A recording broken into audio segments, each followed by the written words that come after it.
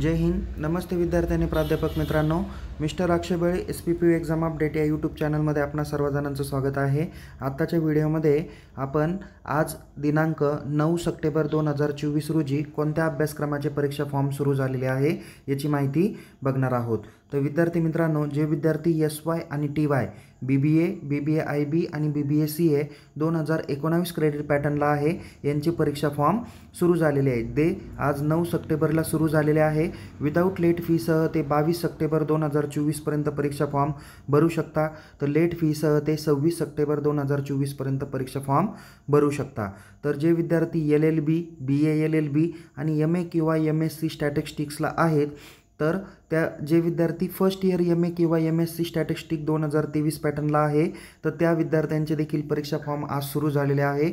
Without late फीसह ते 18 सप्टेंबरपर्यंत form भरू शकता. तर लेट फीसह ते 19 सप्टेंबर आणि 21 सप्टेंबरपर्यंत परीक्षा फॉर्म भरू शकता.